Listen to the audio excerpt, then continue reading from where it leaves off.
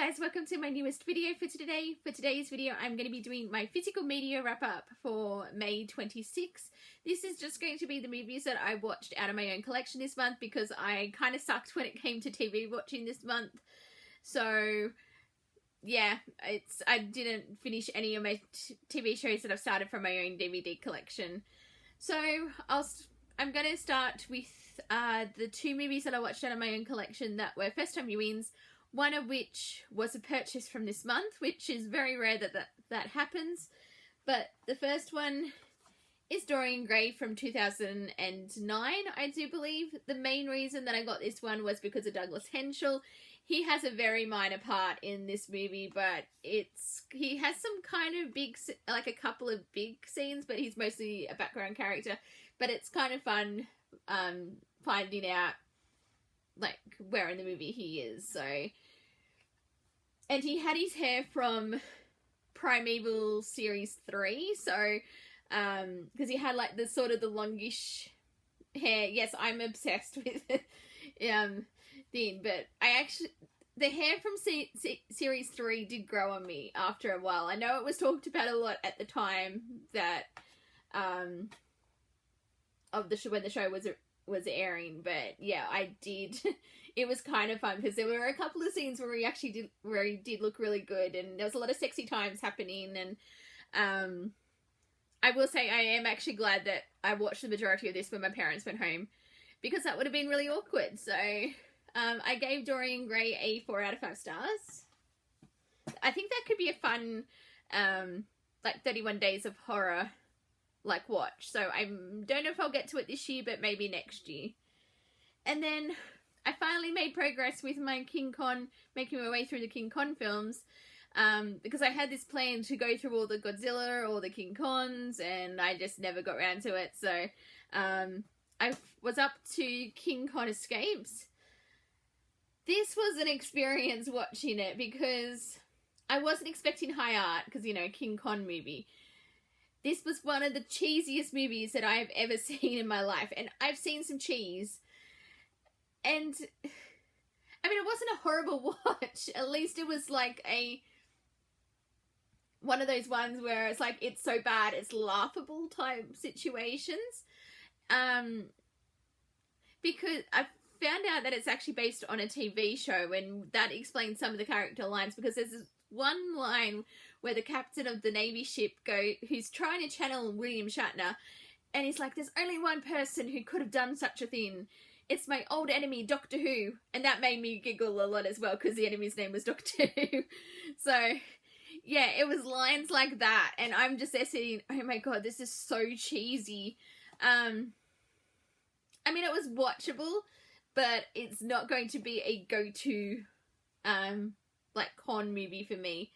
So I gave it a 3 out of 5 stars, only because some of the lines were so ridiculously cheesy that they made me laugh. So, but yeah, I did get around to watching King Kong Escapes. And then I have one film that I watched that's not part of a franchise, and I was in the mood to watch it after I saw Michael, and I watched The Wiz. I enjoy this film. It's yes, Diana Ross was too old to play Dorothy in this movie. I know they needed a big name, like, draw card for it, but yeah, it is a little weird, like, watching it, but I don't know, I enjoy it. The songs are kind of, like, catchy, and, like, I love, Don't Bring Me No Bad News, and I also love, Slide Some Oil in Me. I do really like those songs, and also the Emerald City song, where it keeps changing, like, the colours that everyone wears. So, like, there's some, like, yeah, like, some of the songs are done really well in this one, like, because it's a Motown version of The Wizard of Oz. But yeah, I was just randomly in the mood to watch it, because I have a feeling this is what got cut from the movie, because I know her lawyers sued to stop it, like, her from appearing in the movie, and I have a feeling it was to do with The Wiz, because he sort of made The Wiz just before he started, like Michael Jackson, I know he filmed this before he started work on his first solo album. So it was sort of like he branching out and like doing more things, and yeah, it was sort of an interesting choice to like cut that whole thing, because but yeah, I was in the mood to watch it, so yeah, I enjoy this one, so I gave it 4 out of 5 stars. And then I kind of slacked a bit on my MCU rewatch because another rewatch took precedent this past month, and I got to 2 MCU movies. I watched Spider-Man Far From Home. I really enjoyed this one. It's a lot of fun, with all the different hijinks, and then Mysterio, and obviously the ending, which leads to No Way Home. But yeah, I really do enjoy sort of the fallout from Endgame, like seeing the beginnings of the fallout of Endgame, and yeah, just the shenanigans in Europe. So 4.5 out of 5 stars. And then I watched Black Widow, which I feel is a bit underrated, because I watched it yesterday. It was the last film I got to last month, and I'm like, this is actually a really solid movie. Like, it's got great action, great humor. I love like Natasha and Yelena, and that whole dynamic, and yeah, I really enjoyed it. And it's a shame it took so long to get a Black Widow movie made, because we could have had a potential sequels for this. And also it came out like during the height of COVID, so obviously that impacted like some of like the releases and all of that. But I think Black Widow is a really good film. I give it 4.5 out of 5 stars. And what took up most of my time this past month? For me, I rewatched Star Wars every May, because, you know, May the 4th, I try to kickstart my series rewatch around that time, and I got through all the movies, just the live action ones. One of these days I will get around to the Clone Wars, because I've seen the movie, I just haven't seen like anything else connected to it. So I watched all 6 movies in this box set. It says the complete saga. It's not the complete saga, obviously, but at the time I got this, it was the complete saga. So but yeah, I love I'm one of those ones who love the prequels. I think they're especially my favorite, and this might be controversial, but my favorites are The Phantom Menace and Revenge of the Sith. I really love the political backdrop in Phantom Menace.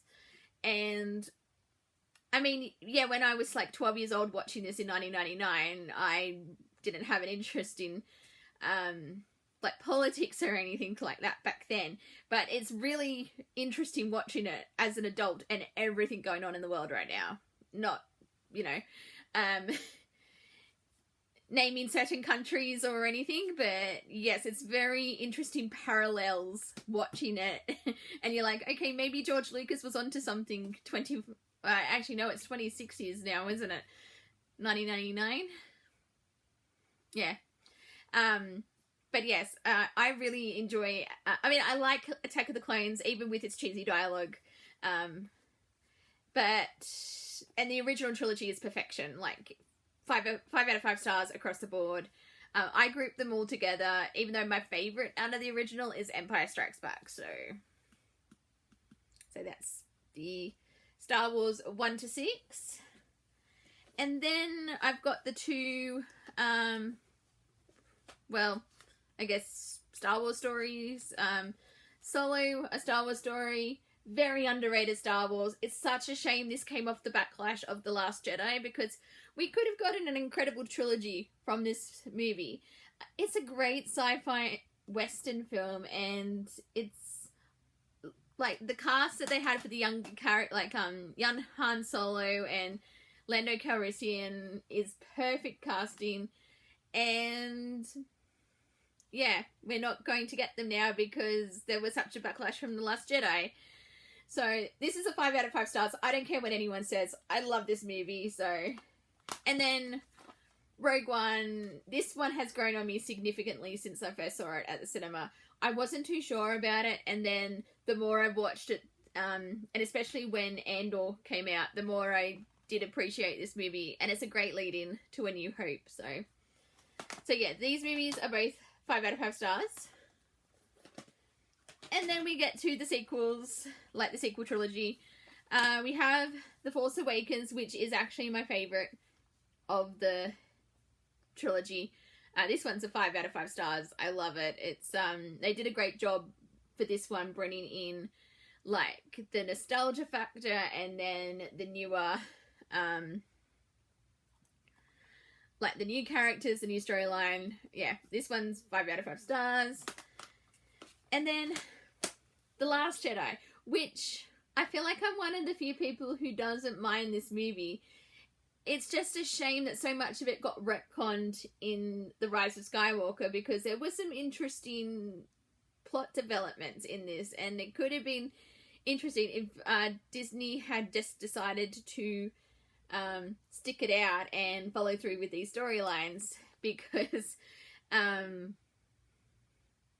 yeah, because I actually thought it was an interesting take on having Luke become hollow and bitter and wanting to run away and shield himself off from the Force and not want to interact with anyone. I thought that was very interesting, sort of having that development, and especially when you watch the Luke in The Mandalorian, like, who's more hopeful and optimistic, and yeah, he hasn't had all these things happen to him. It's such an interesting contrast, and yeah, I do actually really like the direction that they took that in. I know that's very controversial. I will say the start and the end of this are fantastic. Like, the start and the end are 5 out of 5 stars. The middle bit sometimes drags on, especially, and I know it's maybe cliche to say it at this point, but the Finn and Rose plot did not need to be that long. And I actually don't hate Rose. Like, I'm not a Rose hater or anything like that. I liked her character. I even bought her Funko Pop when the Funko Pops came out. So, so yeah, it just kind of felt a bit disjointed from the rest of the story that was going on, and between Kylo and Rey and Luke, and that's sort of where I felt the focus did need to be. And when it moved to Finn and Rose, we didn't really have that connection. So yeah, I mean, overall I give this a 4 out of 5 stars, but yeah, if the middle bit didn't drag on quite so much, it would be a 5 out of 5 stars for me. And I think initially I did give this a 5 out of 5 stars because when I saw it at the cinema, I have since lowered my rating obviously to 4, but as I said, start and beginning fantastic, 5 out of 5 stars. Middle bit brings it back down to a 4. So Last Jedi. And then we have The Rise of Skywalker, which I actually watched following straight on from The Last Jedi, because I was in a Star Wars mood, and I was like, I have one more Star Wars movie to watch, and then I finished my rewatch. It's not bad. I just wish it connected more to The Last Jedi, and I know the whole point of this film was to erase The Last Jedi because it was so poorly received. And I still don't know how I feel about the whole Palpatine situation. It's, yeah, even though it's been, what, 7 years? 2019? Well, it feels like a lifetime ago. Anyway, yeah, I don't know how I feel still about the Palpatine revelation, that she's related to Palpatine. I kind of did like the idea that she wasn't anybody special and she could access the Force and be powerful, so, but obviously that storyline didn't pan out, so, Yeah, it has its moments. The Prince's, how they did the farewell to Carrie Fisher was done so well, and it still breaks my heart every single time I watch it. But yeah, it's probably out of the sequel trilogy, it is my least favorite. So I'd still give it a 4 out of 5 stars. But yeah, to sort of end it on this point, yeah, I don't know. It seems like so far away from the hype of The Force Awakens. But anyway, those are my thoughts on the sequel trilogy. I'm sure there's some controversial opinions in there. But oh well. So that is everything that I have to talk about for my physical media wrap up for May. Obviously there's a lot of movie focus this month because I was trying to get through the Star Wars movies. I try and get them done in May because for me May is Star Wars month. I did actually finish it, and I even got to the cinema to see The Mandalorian and Grogu, which I personally loved. So but yeah, I'm just going to stop it here. Thank you guys for watching, and until my next video, I'll see you guys next time. Bye!